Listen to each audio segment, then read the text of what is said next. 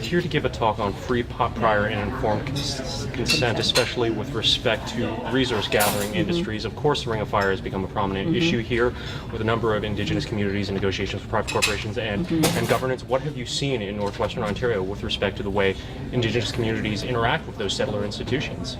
I haven't really gone to the communities, but this afternoon I did hear some of the people reporting, and from what I gathered, there are good and bad experiences. The good experiences, of course, relates to how they are asked and engaged whenever these plans are being made. But they also spoke about how they have not been consulted at all when some of these mining companies have been brought to their communities. One of the things you discussed up there very briefly was sort of the power imbalance that exists between large corporations and Indigenous communities. How do you negotiate from that sort of position with those large corporations? Well, I think there should really be independent mediators who can help the two sides to come to a better balance in relation to the negotiations.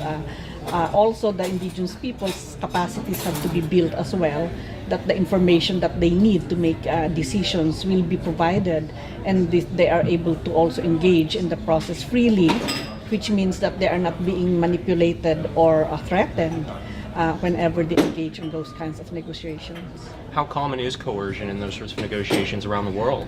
Well, it's a very common thing, especially from the side of many companies, because in some countries, like in the country where I come from, the Philippines, there is no budget that's allocated for Indigenous peoples to provide their consent, and so usually it's the companies that are paying for the cost of getting this certification of consent. So it's a very skewed situation where you don't bite the hands of the one that feeds you. So that's one of the big problems. If there is no independent money that's provided for the Indigenous peoples to speak freely and to voice out their concerns, then the chances are it's either provided by the corporation or by the government, who is also working closely with the corporation. Do you get the sense when speaking to Indigenous leaders in Northwestern Ontario, do you get the sense that our government here in Canada is interested in helping build that capacity with Indigenous communities to be able to negotiate from a stronger position? Well, from what I gathered with this present government, that's what I have been hearing. But of course, the long experience that they have has been with the past government, which has not really been very helpful in terms of making them, in terms of evening the balance, the inequities. There seems to be a race to get into the Ring of Fire, to tap into those resources. What are the important things for the provincial and federal governments to remember as they try to encourage businesses to come to these communities? Well, I think they should not forget that they came to the Permanent Forum on Indigenous Issues last May, and they announced that they are going to respect fully the UN Declaration on the Rights of Indigenous Peoples, which includes 6 articles on free, prior, informed consent.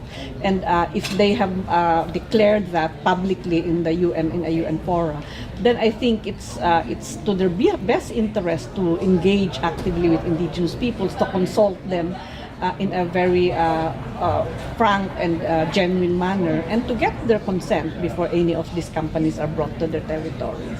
And what can Indigenous communities do to ensure that their rights to self-determination are being recognized? Well, I think that Indigenous peoples have to also unite among themselves. They have to strengthen their own common vision on how development should take place in their communities, and they should be able to communicate this with the government. I think it's the strength is really in their unity as peoples, and their unity in vision in terms of how they would like to pursue their economic, social, and cultural development.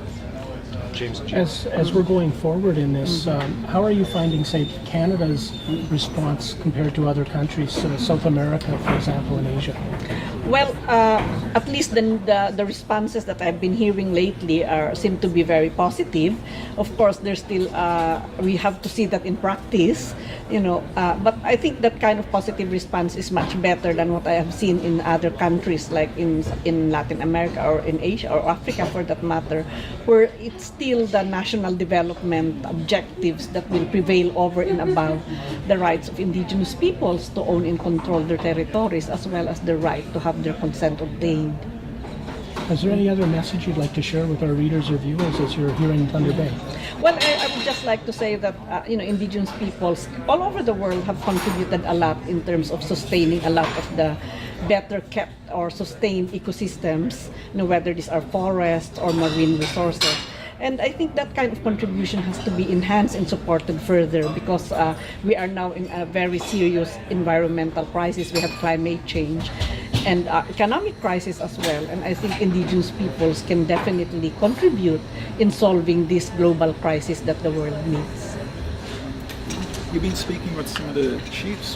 What could you speak a bit about what you've heard their concerns are? Well, I've heard some of the chiefs saying about the way that they have not been consulted in relation to some of the projects that are brought to their territories, whether these are on forestry or on energy projects or on mining projects, and they are very concerned about that. And I think that they are asking that they should be heard. And their voices should really be listened to by the government. Now, how do their concerns compare to around the world you've heard?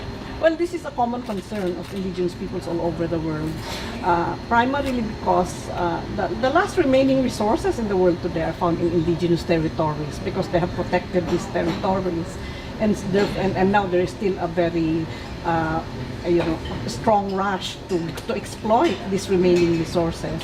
And I think that it really is the obligation of governments to protect the rights of these Indigenous peoples who want to sustain the ecosystems where they have been living for generations. Anything else you wanted to say? As our Special Rapporteur on the Rights of Indigenous Peoples, I am mandated to look at the obstacles on why the rights of Indigenous peoples are being violated, and I hope that I will be able to have a chance to visit, of course, Canada. My predecessor visited Canada in the past, and I'm asking the government to invite me as well so I can come and follow up on the recommendations made by my predecessor. Okay, thank you. Okay, thank you.